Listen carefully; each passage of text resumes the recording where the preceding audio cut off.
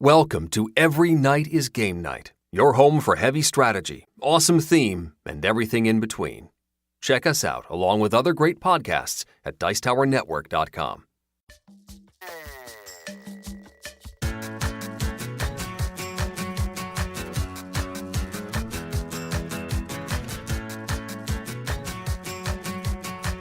Every Night is Game Night, episode 80, Games for the Easter Season with Pat and Kat Lysite of Chara Games. Yo, my peoples, what's up? Welcome back to Every Night is Game Night. I am your host, Jason. Thank you so much for joining us. So this is a really different kind of episode that we have for you this week. As many of you may know, today, as we drop the episode, is Good Friday in the calendar, which is one of the really important holidays for Christians, of which I am one, full disclosure. So wanted to give people a heads up about what's going to happen in this episode. So I have a couple of friends who are joining me for the episode. I will introduce them in just a second, but I wanted to give people a heads up. For this episode, we are going to be talking about religious themes, Christian themes. Today on the menu is AD 30 by Victory Point Games, as well as Commissioned and Unauthorized by Chara Games. These all have Christian themes, so if you are a person that just doesn't want to hear anything about religious stuff, Christian stuff, that is totally cool. We will meet back up with you next week. If you want to hear about some game content, we definitely have that for you. We will break down those games in the first part of the episode. In the second part of the episode, we are going to just take the cap off and talk all about religious themes in games. So if you don't want to hear that part, then please feel free to enjoy the first part of the episode and go enjoy some games. That's enough preamble. I am going to turn now to introduce our guests. So first up, we have Pat and Kat Lysite from Chara Games. You will remember them from the previous series if you heard it. They talked about Soul of the Empire. Pat will be joining us now. Kat will be joining us after the little one goes to bed. So welcome, Pat, back to the show. Woohoo! There you go. And welcoming back to the show, this is Liz from Beyond Solitaire. Welcome back. We can't get rid of you. Thanks for having me. Okay. So, like I said, we wanted to, give a little bit of a special episode to, go along with the year. We like to theme our episodes, so we figured this would be, why not? A couple of interesting games for you. The first is going to be AD 30. What? AD 30? I've never heard of this game. Little Victory Points games that Liz is going to break down for you. And then we're going to get into two Chara Games releases, which are Commissioned and Unauthorized. But first, AD 30, and Liz has us covered. Go for it. All right, so let's talk about AD 30. So AD 30 is a strictly solitaire game. It is one of those Victory Point pizza box games, but it's, the laser cut is great because you get that little scent of hellfire, right as you start your game about Jesus. And how do you know what hellfire smells like? It smells like soot off of a laser cut game piece. Oh my God, this is off to a great start. So the goal of the game, it's like this basically a crazy balancing act where you're controlling Jesus, but you're also controlling some of his political enemies, so Herod and Caiaphas and Pilate. And you're trying to time everybody's arrival in Jerusalem so that history can play out as stated in the Gospels. So as Jesus, you have to find all of the apostles and recruit them. You have to find Judas and make sure that he ends up on track to betray you. You can even find Barabbas and make sure that you can be traded for him when you make it to Jerusalem. And you also have to control this temptation tracker, especially when you're in the desert. So you also are interacting constantly with temptation and at some certain points with Satan, and your piety can go down. So you have to pray routinely to make sure that stays high in order to make sure that you can keep recruiting, keep teaching, perform miracles, and basically orchestrate everything so it happens at just the right moment. And the game actually has all these descriptions of what plays out if you mess up. I think the worst is Jesus falls into temptation and Satan plunges the world into darkness. But you can also have things like Jesus didn't actually get arrested and Christianity never took root. Or, there's all these different options. And actually what's really interesting is the designer notes that this is not intended to imply that other outcomes were in fact possible. These alternate outcomes are included herein to demonstrate the extraordinary set of circumstances that took place and were necessary to achieve the outcome. Yeah, so this is a game with a bunch of tracks. Like, it's just tracks, and you roll dice every turn in order to see how you do on these tracks. Like, you're rolling, you pull from an event deck, you get a certain amount of actions, you roll, and you look at all your tracks and be like, okay, the leaders are really close to Jerusalem, they can't get there before Jesus does, let me push some of them back. I can recruit apostles now, I'm going to roll some dice and try to recruit some apostles. Oh my goodness, my piety is down, Satan's going to plunge the world into the darkness, let me roll some dice and get the piety track up. If anyone's ever played the older Victory Point games, kind of like Cruel Necessity or some of those like Stage of Siege game, you're going to recognize kind of the track balancing that you're doing and the dice rolling in order to get there. So it's a familiar-ish system if you're aware of those games, but with this kind of historical thing where, the author's really trying to get you into the mindset of Jesus, at least from the, I think the baptism at River Jordan, so like around there, until yes. he goes to Jerusalem. So we were just talking before about chatting about the game, but I wanted to bring Pat in just before we get into the conversation. This was an interesting thing, Pat. I know you haven't played this game, but hearing the description and hearing how the author conceives of different ways in which Jesus can, like getting Jesus to all the right things at the right time and being able to fall into temptation, all this other stuff. Like, what do you think? So there's a couple issues that come to mind, and I haven't played this game at all. I've never even seen it. I looked it up on BGG today. So I'd say that as a designer, my head kind of goes to the space about how do you wrestle with free will and players' choices as they engage in the game. And I don't necessarily see a whole lot of freedom to the player's desire or the player's ability to make their own decisions within the game. And that's something that, to me, as a designer, is very important to make sure that they actually have a decision space that you can make, and that they can have choices that are real choices, that aren't scripted choices for you as you play the game to make. So I would be curious to hear your perspective on that. But then on the religious side of things, I do understand the tension that he's talking about with depicting historical events and balancing them. And that's something that we've gotten feedback, both positive and negative, from the Christian community regarding commission itself, actually. So I'd be happy to talk about that if you kind of want to go there later in the podcast. Oh, we'll get there later. Don't you worry. Definitely. Liz, you probably have played the game more than anybody here. I only played the game a couple times when I was prepping for the podcast. What do you think? Do you feel like, do you agree with that sense of like you're kind of on rails a bit in this game? Yeah. I mean, I bought this game because basically, I mean, I have a degree in ancient Christianity. This is something that I enjoy talking about and looking at. And so I just had to know what was in this game box.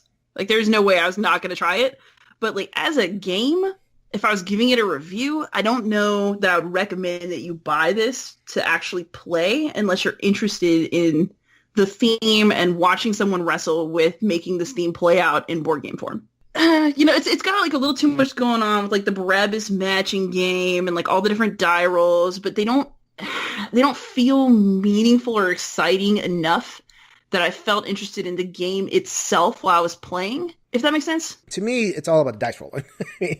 You roll dice for everything. And I know, old school war gamers are going to be used to this. That's why I wanted to point out the parallels to some previous Victory Point games. But in some of those games, like Cruel Necessity, a couple others, that it's just like that part of it is a part of it. And then there's like an area control part or a combat part or whatever it is. This is all the game is just managing this track. And if you get hosed and rolls, you get hosed and rolls. If you do well, you do well.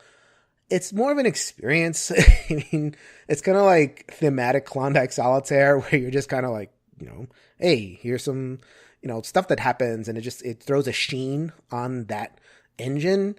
But so if you're into the experience, and yeah, I mean, I think if you watch Tom Vassel's review of the game, he had a real problem with the temptation track.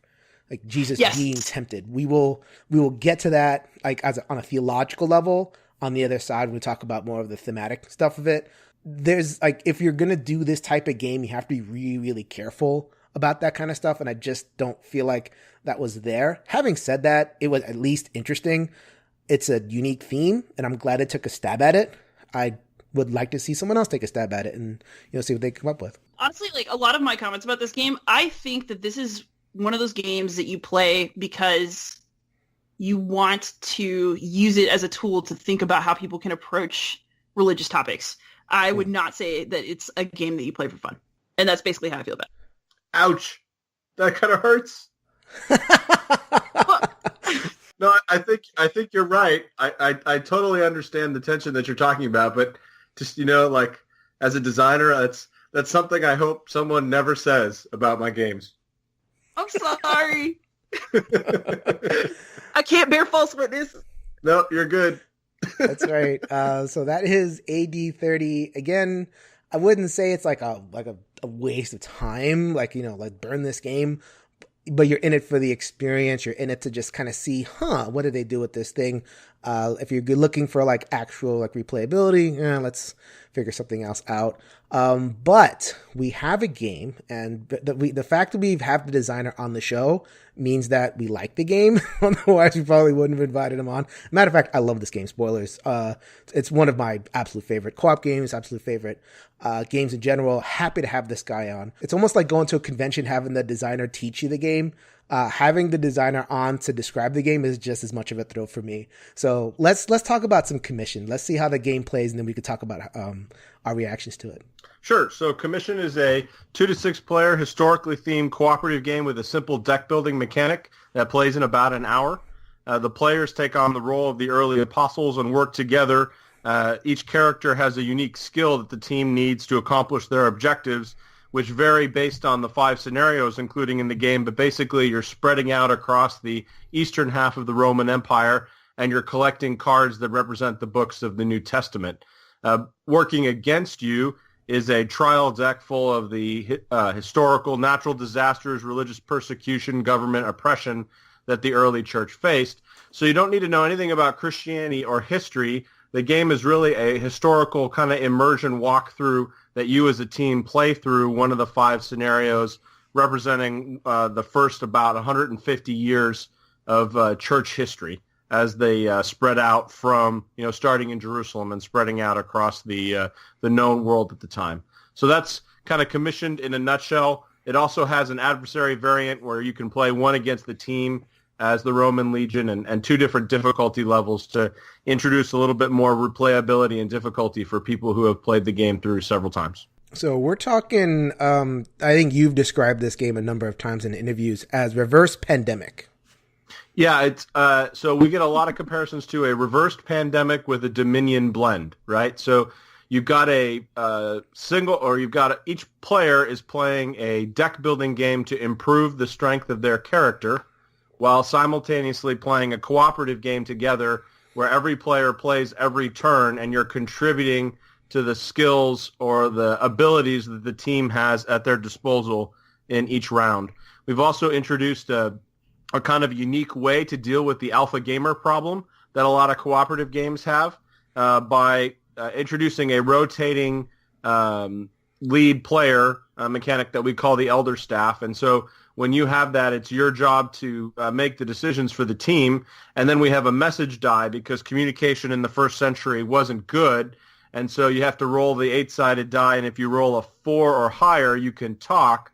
But if you roll a 3 or lower, you can't. And the lower the number gets, more bad things start to happen. So you go from your letters getting through to your letters get lost to letters are intercepted to spies infiltrate the church. And badness just ensues as you go through that. So it's a kind of unique way that everyone has to stay engaged because at some point you're going to have to make a decision that affects the entire team on your own without the ability to work with your team. All right. So Liz, you got a chance to play this, right? Yes, I did. All right. What do you think? I thought it was really interesting. One thing I wish is that since I'm mostly a solo player, I really liked that letters mechanic where sometimes things get intercepted and you can't talk.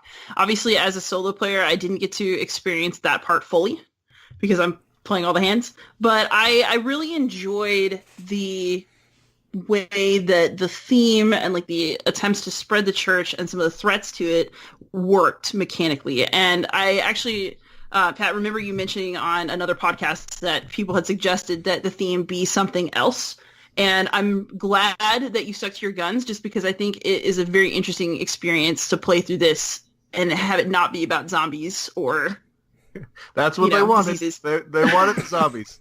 What did they think? That you're like the head zombie and you were like biting people in all these different cities? Is that what they were thinking? I honestly, I couldn't get my head far enough down the track to figure out what they wanted to do. Well, Chara is actually a very special kind of love, a zombie kind. Oh my God, we have this is like ancient Greek humor now. We are going way down the rabbit hole before we even hit the other side of the conversation. It's great. Yeah, as I was saying before, like I bought this game when it first kind of came out and I first heard about it. I've been playing it ever since. You know, I'll just pop it out every once in a little while.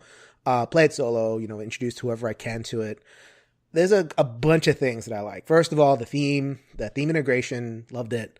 The historical kind of aspect to it, the way that you mentioned before, the Bible cards. So like some of the cards in the deck building are Bible cards so that you remove them at certain points and then you kind of construct, you know, the Old Testament, which is kind of how they came together. You know, the Bible didn't just like appear from the sea, you know, these were different writings and they had to be kind of collected, you know, into a mass. You don't, you know, obviously you don't go into the whole history of it, but you kind of at least put a seed in the player's minds that this is how it worked. Like it was a bunch of books that came together kind of thing. Hey, I know.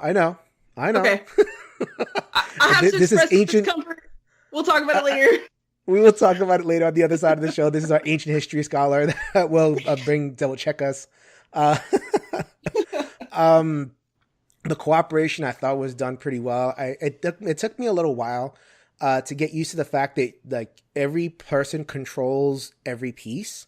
So like you can choose which piece you want to move and you know, so like it's not like I'm playing with my person. You can't. That's also like alpha gamery, where you know, well, the alpha gamer thing is like you have your pawn, I have your pawn, but then I reach over and use your pawn for you, and that's like an invasion of your privacy. Here, it's just accepted part of the game, and it's like it's your turn, you do it, and then when it's your turn, you could everybody could mess with the communication there. So like the cooperation, I just felt like was really cool. And it's a good pace. Like, you know, you mentioned your trial decks. You don't win until like the very end of the game, like every time. It's not like you can just blitz the game and just win. You know, you can't just like, you know, spread like 17 churches and, you know, and just have the whole thing covered and beaten at the beginning of the game. Sometimes you get that in Pandemic where it's like you get a lucky bunch of pulls and you just win. Or you get a unlucky bunch of pulls and you just lose.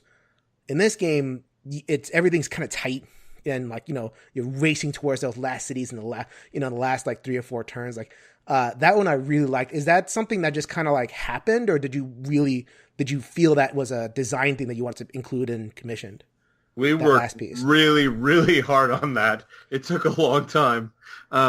Yeah, we really wanted to tune it so that about 60 to 70% of the time it comes down to within a card. So there's 21 cards in the trial deck, and when you're playing with 2 or 3 players, and then you take some out when you have more players. But so the game now plays so that either you're winning with 1 trial left, or you need 1 more trial to kind of achieve the goal. And it's the significant majority of games that are balanced that way. You'll get a couple of outliers. I think the most I've ever won is with 3 or 4 trials left.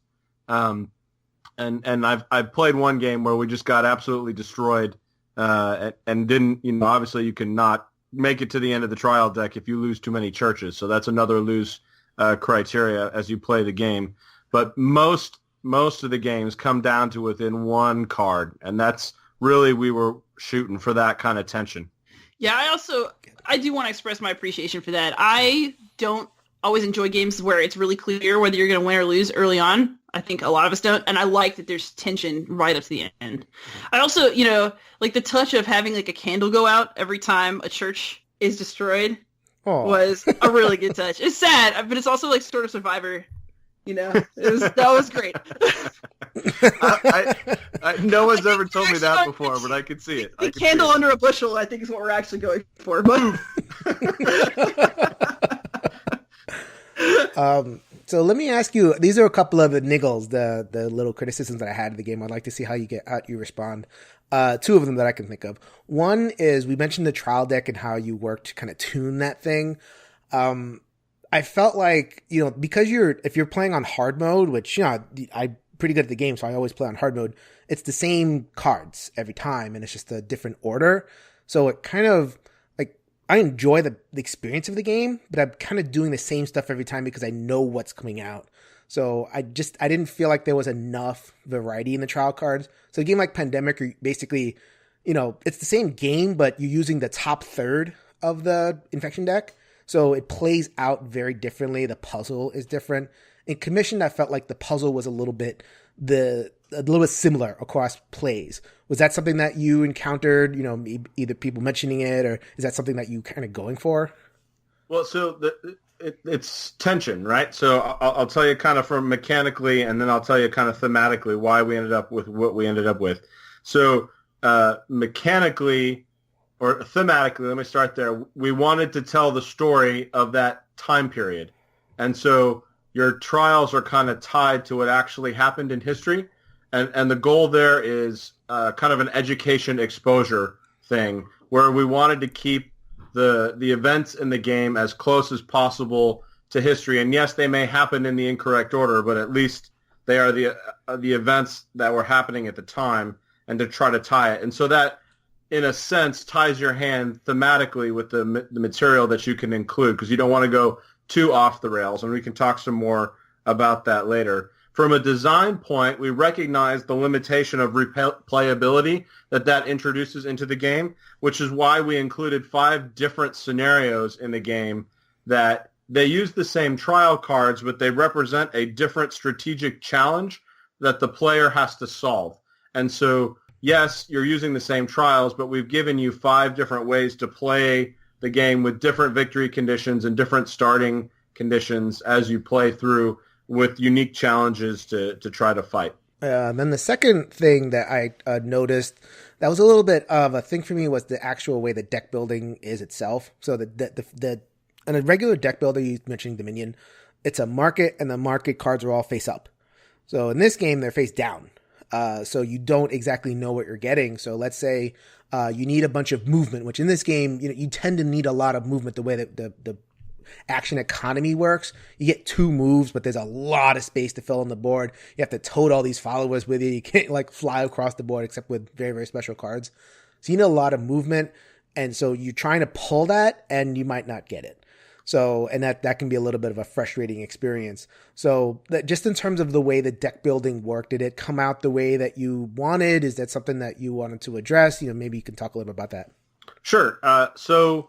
Mechanically, the scenarios drive a lot of what you need. So like the base scenario requires a lot of movement, like you've talked about, but the other scenarios require a lot of personnel growth, or they require a lot of overcoming of the blocks that kind of prohibit your spread or your growth. And so that kind of varies by scenario. The reason we went with the face down deck building was really a approachability issue, right? So one of the problems with the market for a player who has never played a deck building game, let alone a kind of modern board game, there's too many choices, and you kind of get into an analysis paralysis kind of problem. And so what we did is we tried to simplify the mechanic down to the reasonable choices that you could make based on the amount of faith points that you have. So each card has a faith value. You're building your faith deck. That's the kind of, the strength of your character. And you're using your faith cards to get new faith cards. And the reality of our growth, at least as we view it from our Christian perspective, is that you may ask for something that you want, but you may not get that. You may get what you need, not what you want. And sometimes that's not how you envision it. So there's kind of a thematic tie to the less than 100% specified choice there as well. Okay. So Liz, what do you think about in terms of the deeper design? Did you have any kind of design stuff? I know you have plenty to say about the thematic and historical integration, but in terms of mechanics. You actually brought up the one thing that was, driving me a little crazy when I was playing, which is that I love deck builders, which is I was like, early church history deck builder. I must nerd out on this. But I really do like to pick my own cards. And so, yeah, I mean, choosing which pile to buy from and then, picking one of two, after a couple of plays when I kind of knew what might be in the 2, 3, 4 faith point stacks, I felt a little better about it. But, yeah, I mean, I actually am really interested to hear your explanation that sometimes, you don't get to pick, you get what the Lord gives you is a very interesting thematic explanation for that maybe makes it bother me less. If that's an intentional thing, I can see that as part of the experience of the game. Yeah, I mean, really, that's what we were thinking thematically when we made that decision. But then the other thing is that we wanted to make a game that a gamer can sit down and really enjoy what's going on mechanically, but that a person who is not a gamer can also sit down and play. And so there's a fine line to walk there with the depth of the complexity that you can introduce. And so that was one of the kind of concessions we made to the Christians who aren't gamers, who may want to sit down and play this game as a historical learning tool. Yeah. My wife just joined us. So Catherine is here now. Hello. Hey, welcome, Kat. Say hello.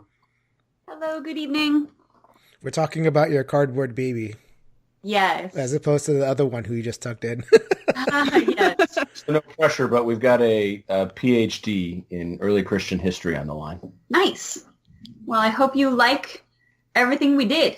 I have my quibbles. Overall, I do really appreciate it. I think that the mechanics and the theme fit really nicely. I have some historical quibbles that we'll talk about, but I definitely respect what you're doing.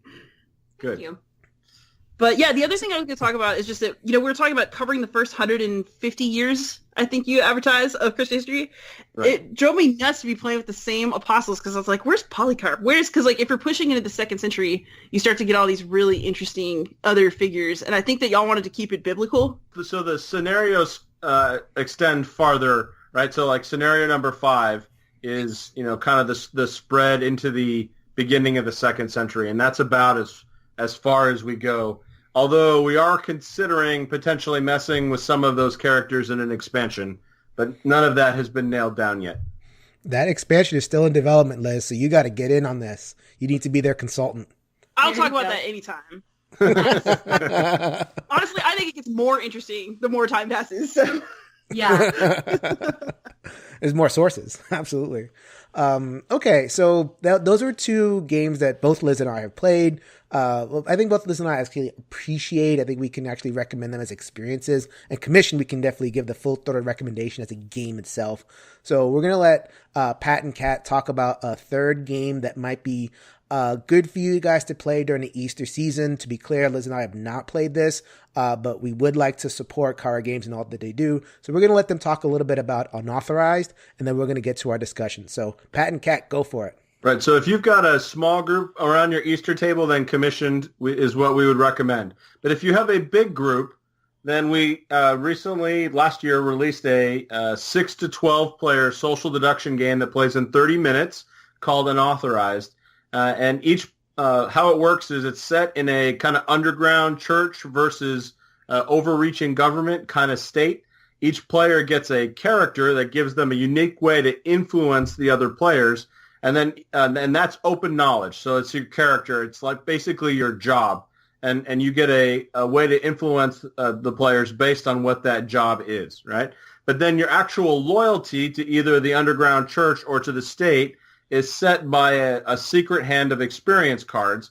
And each card in that deck is either going to push you to or away from the church or to or away from the state. But as you use your role powers to change the cards in a player's hand by taking away some or trading some or removing some, then that player's loyalty can shift as you play the game. And the objective of the game is to sway a majority of the players over to your side. And in the meantime, you've got like the police from the state imprisoning people and trying. So, are you trying to hide your loyalty? Are you trying to demonstrate your loyalty? How are you playing your cards? Slowly over 4 rounds, your loyalty is revealed, and then there's a big reveal at the end, and you kind of figure out who's won based on who's got the most players loyal to their side. So that's Unauthorized kind of in the short nutshell. So there's one winner to the game, right? There is it's a team win. Team win, got it. So it's like Resistance or like it's one of those kind of team versus team games, right? Yes, except you're not sure who's on your team, and you're not sure how long a person will stay on your team because their loyalty can shift. All right, cool. So that is Unauthorized. Once again, Liz and I have not played that. We just wanted to give Pat and Kat a little bit of time to, talk about, some of their stuff and really support Chara Games. Really think it's a cool company. So if you wanted to just talk about the board game stuff like this, you don't want to be scandalized by some of the religious and cultural content that we're going to talk about now, this is a good place to stop the pod. But I really wanted to get, this is, Good Friday. I think, at this point I can kind of talk about myself. I'm a, pretty faithful person, regular churchgoer, as Catholic. Pat and Kat are both regular churchgoers, and, Liz is just kind of steeped in the history end of stuff. So there's a lot. So we're going to bring a lot to this conversation. So, let's start with bringing commission to publishers, and that thing that what Liz mentioned before about how this is a great game, let's put zombies on it. Maybe you can kind of drill down on like what the hesitance was on the publisher end to take commissioned as it was. Sure. So we pitched this game to a lot of publishers. A lot. I think I met with like 20 different publishers for this game. And basically we got a uniform response, and that was the game is mechanically tight. It's got some innovative things that we really like. We'd like to explore using the game. The theme just won't sell, and it's not marketable, and so we're just going to strip it and make it about zombies. Are you cool with that? And that we weren't really cool with that. So we did have one company, so I don't want to throw their name out there. They were really good people. They seriously considered publishing the game as is. Unfortunately, they decided not to. But basically everybody else outright dismissed the game because of its Christian theme. And actually, when we were working through distribution for the Kickstarter, we had a European distributor drop us once they realized it had a religious content to the game. Even though the game, it's not going to tell you what to think. It's a historical walkthrough, but still, even the fact that we were dealing with religion was enough for that particular company to say, no, we don't want to work with you.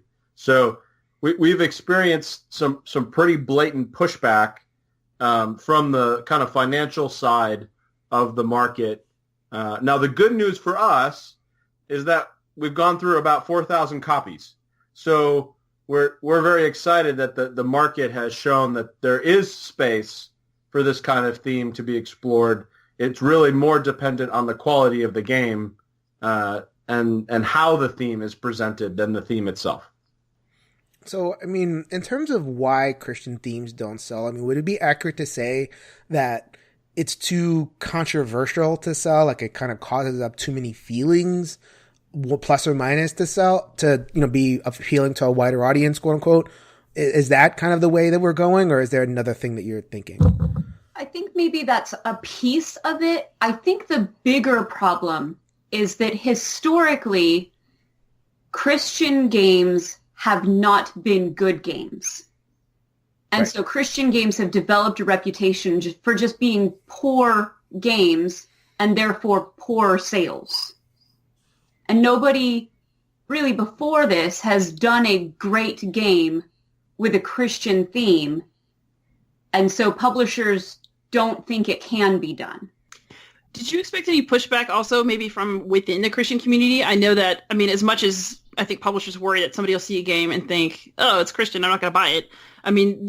There's also the issue, right, of presenting religion in a way that upsets people within that religion. Like, did you experience pushback from other Christians as well as from people who maybe just didn't want to touch the theme at all? Yes, we did. everything running the gamut from, well, does it include this particular theological point? Because if it does or if it doesn't, then I'm not touching it with a 10-foot pole. To give me an example of that. I'm curious. I want to know. So the Trinity, is the Trinity heavily present in the game?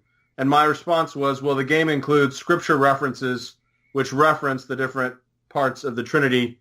So it's there in the scripture verses. Now, for everyone that's listening, the game doesn't include scripture as you play, but there is a theme appendix that connects all of the faith cards and trial cards to either their historical or scriptural reference. So those are available for the player to reference. So that was one point. There are also a couple cards that say things like carried off by the Spirit. So that would, to him, be a reference to the Trinity. Yeah, so, I mean, there were all kinds of different things. When we designed the game, we intentionally tried to make the game historical more than theological. And so, like, that obviously is present because it mattered to the team of Christians, the early disciples as they were spreading the news. But the player doesn't interact necessarily as much with those thoughts. Other Christian pushback, though, is about, like, well, what happens if you lose? What does that mean? And so, like, on our victory, on our scenario cards, it's got a little blurb like, oh, if you fail this scenario, it means that essentially the gospel wouldn't have spread throughout the Roman Empire or something like that. It's kind of like the logical conclusion of what would have happened if the church didn't achieve its goal there. And so we had some pushback from people who said, well, if it doesn't actually play out like history played out, then I don't want to play because I don't want to undo what God did, which just made me laugh. Because it's already done. But I was like, okay, so that would basically be like reading a book and not playing a game. Like, the whole point of a game is that you can lose. Right. That tension, it has to be there, or else it's not a game. I guess that leads to the question, right, of can you make a game out of a theme that people have an attachment to that's so hard that, that it would be difficult to watch it change? And I find this really, really fascinating. Like, so, I know... So I would agree, and I think that, you're gonna have people, no matter what decision you make, that are gonna fight you on that decision because it's their point of emphasis, right? And so I think what we finally came to was a point where what was important for us is that you could play the game, you could make any decision you wanted within the game, and you could kind of see the consequences of that decision play out in a way that didn't condemn your judgment. And that was really what, mechanically and thematically we wanted to present in the game so that you could start to see what the early church actually was facing from a kind of strategic challenge that they had to overcome. Mm-hmm.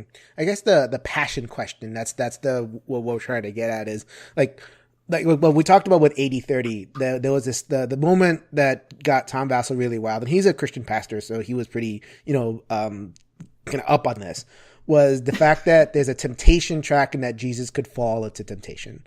And the book says, if Jesus falls into temptation, then you've doomed the world, Satan will eat the world and all that kind of stuff.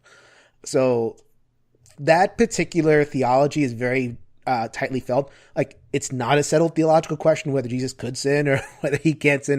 It's very, very gets to some fine theological things, but people care. Like, and they care more than they care about the zombies. Like, you can cut down all the zombies you want. You can explore all the planets you want. You could, kill all the orcs you want. It's fine. But this stuff, like, I definitely kind of see, like, taking on that must be a really, really difficult thing. Like, I think maybe you answer it by focusing more on the historical rather than the theological, but I was just wondering if, is that a conscious choice you made, and would you ever, make more kind of definitive theological statements in your games, or do you just feel like that's not worth touching because of all the passion involved? Well, it's a trade-off. So the more definitive you make a view, the narrower the market becomes for the game itself, right? And so there is a tangible limit to how specific we can make a game, and we are trying our company is trying to be very inclusive when it comes to our approach. So you could make a game that, falls into a denominational line. It's almost simpler from a design perspective to do that because you have a narrower set of boundaries that you can kind of move in from when you're making the design choices as you put the game together. But then you've just restricted the audience for the game to that narrow range of people. And so the challenge for us was to be faithful to the material, but to allow people to engage with it at the level that they wanted. There's also just the issue of all of our denominational bickers have come after Christ's redemptive work.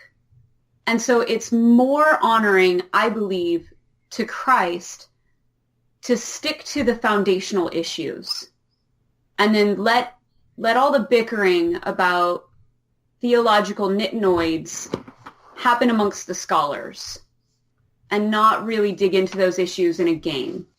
At the same time, though, I will tell you, I don't think you can truly fully detach them from a game. So, full disclosure, I am secular. Let's put it that way. And but I've also taught New Testament to future ministers.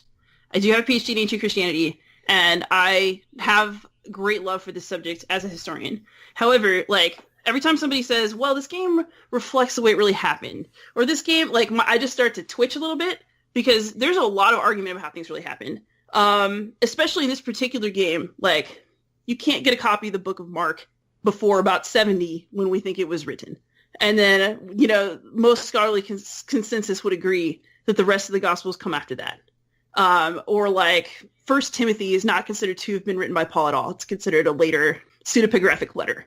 And so, even including those aspects in the game is a statement about, at least what you think happened, what your story is about what happened.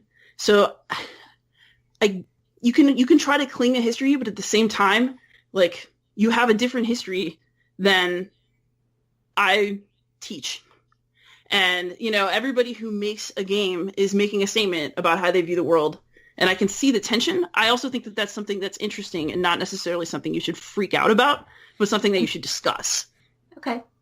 I think, to be fair to the bulk of Christianity, those historical details are lost on the church, that we don't know our history basically at all. The average Christian doesn't understand the Christian history at all.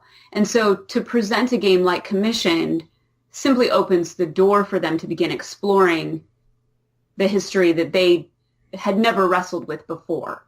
Yeah, personally in our own journey, we had the opportunity to do some research on this area and realized that it was something that hadn't been addressed in the churches that we had attended.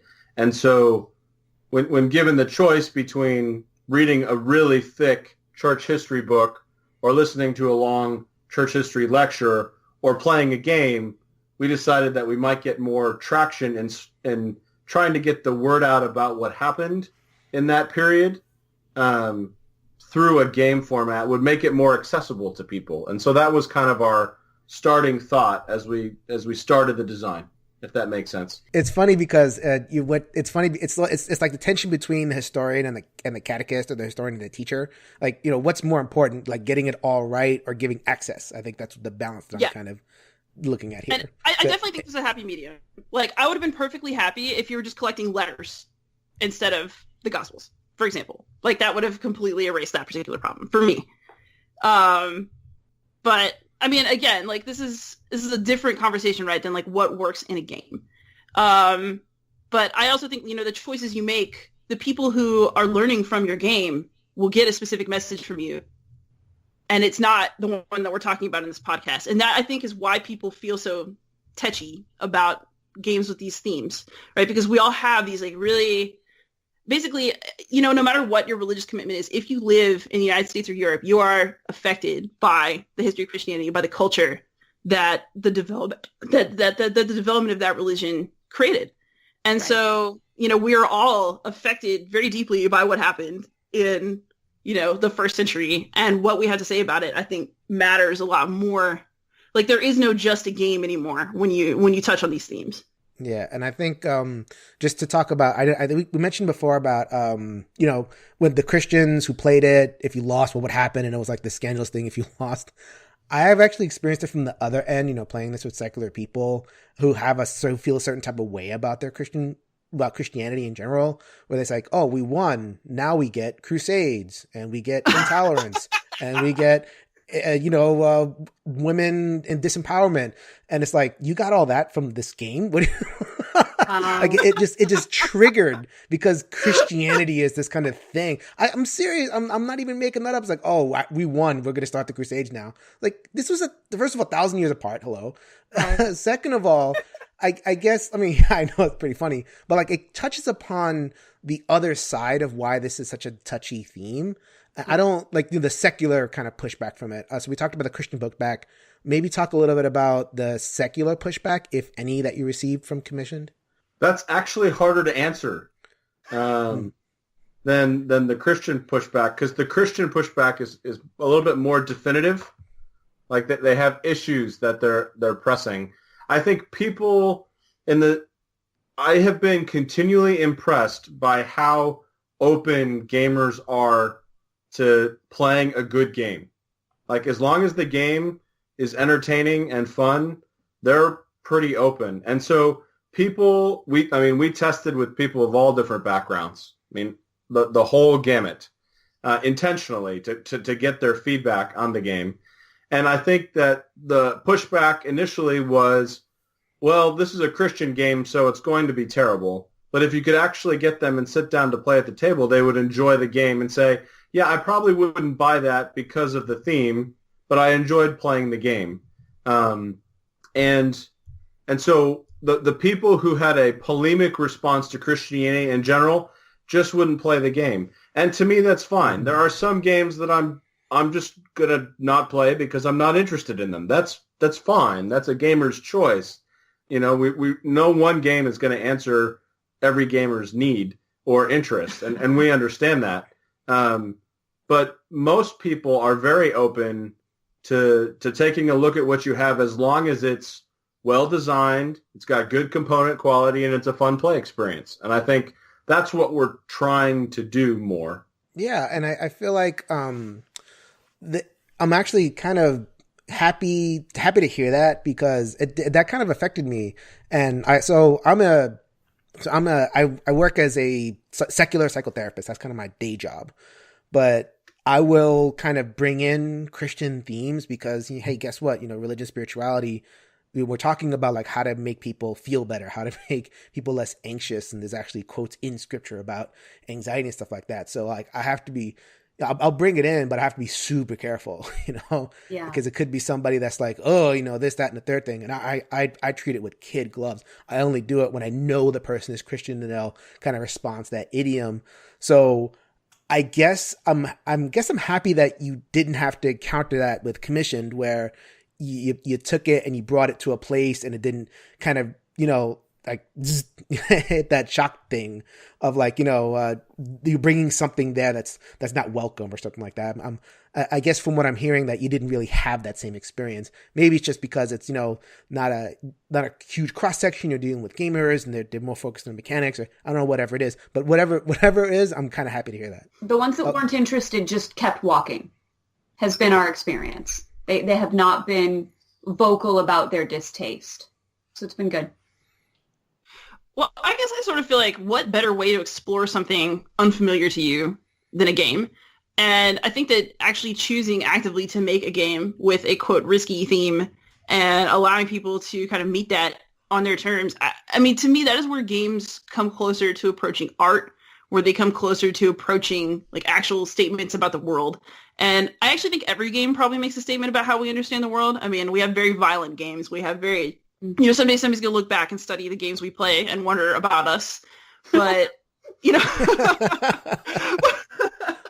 but, to me, the world that you choose to create in a game is a world for your players to inhabit, and they have to, in some way, see things through your eyes for the time that they're playing your game. And I don't know, I think that there's something cool and moving about that, and that riskier themes bring that out more in a way that we ought to celebrate. So in terms of game designers, I know you have a lot of stuff on the hopper. We saw Soul of the Empire, which is on Kickstarter now. You've definitely gone in a pretty the historical direction. Is there, as designers, is there space like a little bit more explicitly theological that you would like to explore in the game space? Or is it kind of, let me just stick with the historical parts of it and go from there? For me, it's more about the story. For instance, I was really fascinated by, and I don't even know what we would call them, you would probably know, but the series of people that got inspired to translate the word into their native language, who then were crushed by the church establishment at that time. And it took, there's like 6 iterations of guys that tried to do this work. I would love to tell their story through a game and, you know, make it a competitive thing where each player is trying to accomplish the work of translating, you know, the New Testament, say, into their native language before they're, you know, caught and shut down or whatever. So for me, it's more about what are the stories of our faith that we just don't talk about as much as maybe we should. That's a good theme. I would play that. What'd you call it, like vernacular? A game. Maybe. Trademark. Awesome. I want to see a dexterity game about Simeon the Stylite on his pillar. Oh, I would dig that so hard. I'm all about it. My specialty is Egyptian monks, actually. So, you know, if it's about monks, I'm totally into it. Like, I just can't even. I have monk puppets in my house. You know? That's pretty dorky there. Absolutely. I have no shame. I play board. We push things around on pieces of cardboard. Like, can you get any dorkier, you know? That's true. Well, thank you guys so much for your like honest, feedback. You know, we asking some difficult questions, and I think at the end of the day, we definitely get the sense that you guys are really trying to give access to some of this stuff, and some decisions kind of have to be made, and for that.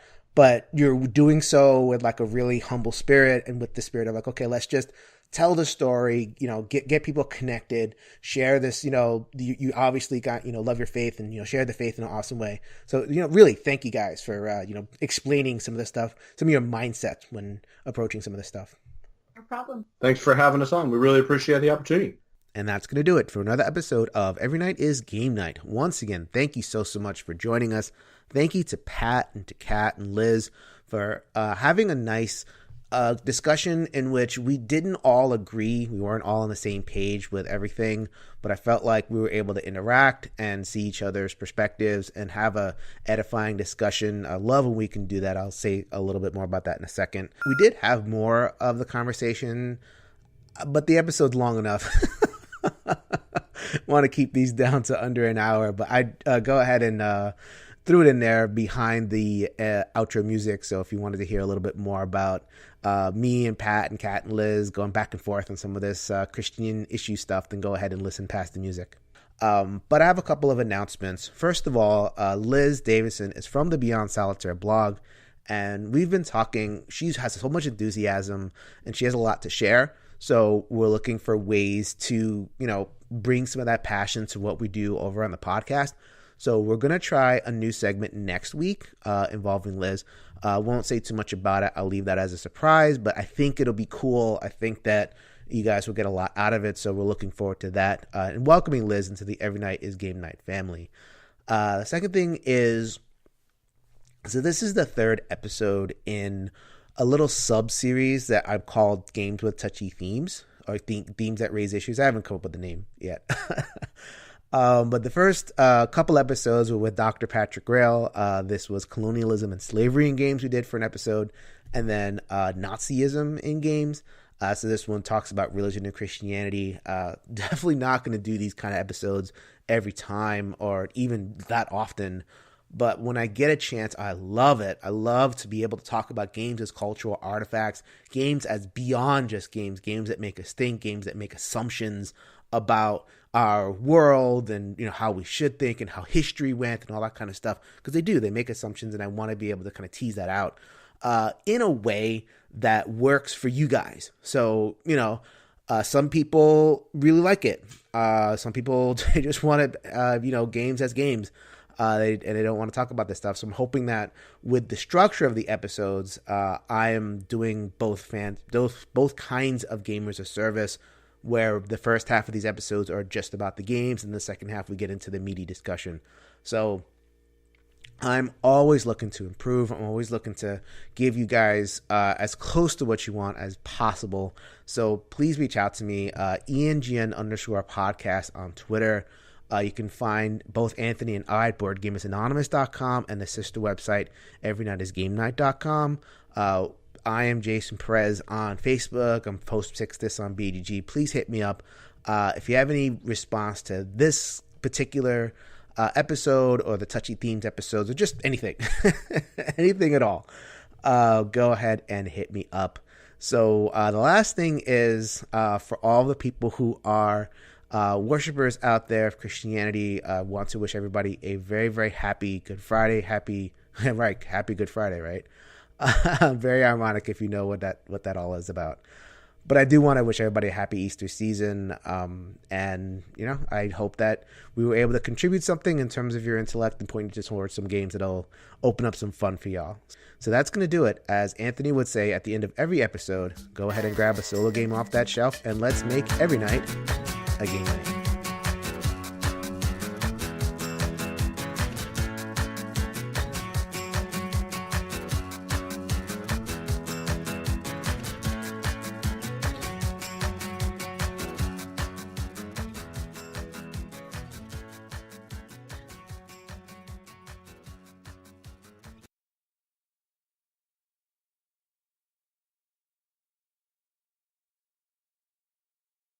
So is there anything else that you wanted to contribute or like a question that kind of came up for you guys that you wanted to cover a little bit, or you think we're good?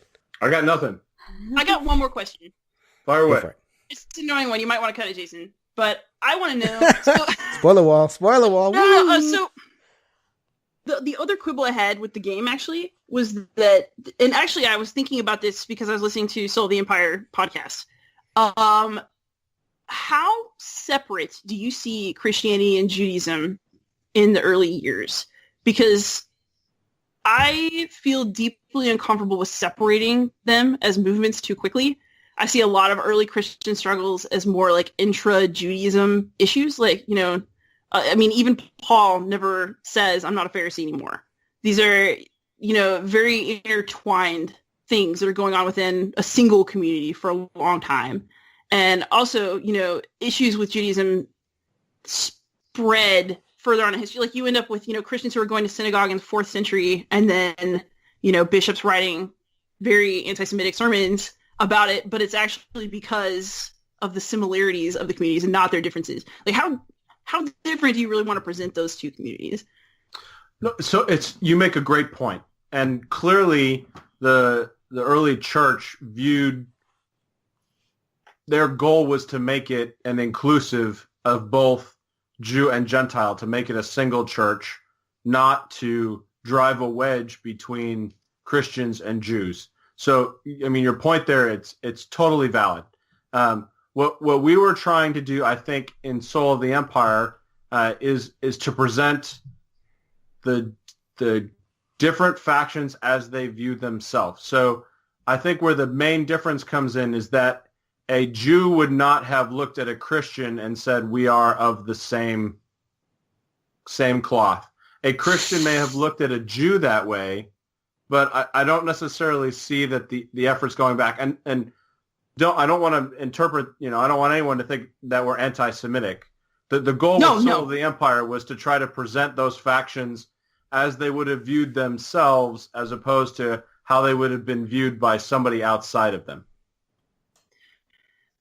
I'm just not 100% sure that we can know like how they viewed themselves. That's also like a touchy direction to go historically. Sure, but as best we can with the information we have. So for instance, we know that the Jews were persecuting the Christians, actively trying to crush a growing, what they viewed to be heresy.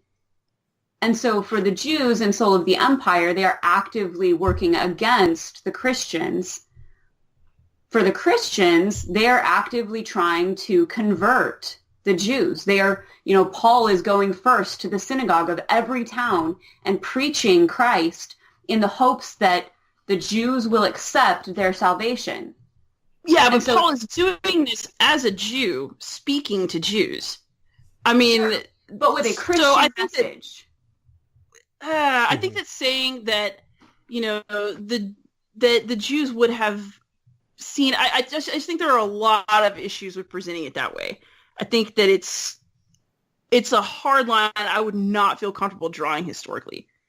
I think, and you guys talked about it when it came to the objectives. Like, it's funny how it comes back to a game mechanism integration, but yes. Like the different factions want different things. So like the Jews wanted Judea, like that's what they wanted, and I think you guys reflect that in the way the Jewish faction works. Yeah. Yeah. So like their special victory condition is to just be alone. They just want their territory, and they want everybody else to be alone because they wanted, their religious system and their political system and their independence, and that's, it's just what they wanted. And so that's what's driving them versus the Christian is to convert people and to spread out, and the Romans is just to capture and wreak havoc, and the coalition is to reclaim lands that Rome has annexed from them. And so, and ultimately get their revenge on the Roman Empire. And so those things are kind of what the driving imperatives that fuel that faction, those factions are. Yeah, and I think I get Liz's point as well, that like I don't know if they would have self-identified as Christians, but I kind of see it both ways. You're it's right. very difficult. Yeah, well, it's sort of like having like the Republicans and the Rhinos, right? Like everybody in that group is going to see themselves as part of the same party, but they're the right version of it. Yeah. Right. And you're absolutely right. Like as a modern. At that period of history, the Christians would not have identified themselves as a separate entity per se, except for the, help me, the Gentile Christians would not have identified themselves as Jews. And of course, that's some of the most interesting stuff, right? Like you have that Paul and Peter clearly disagreeing about this in Galatians, and do Gentiles need to get circumcised, and those questions are live at the time that we're talking about. Right. And so what we tried in Soul of the Empire was just to present the difference in their goals, because that was very clear at that time. I mean, certainly you have some of the Christians still trying to work within the Judeo system, but there's enough of the Christian movement alive with different goals that it was worth at least exploring. Mm-hmm.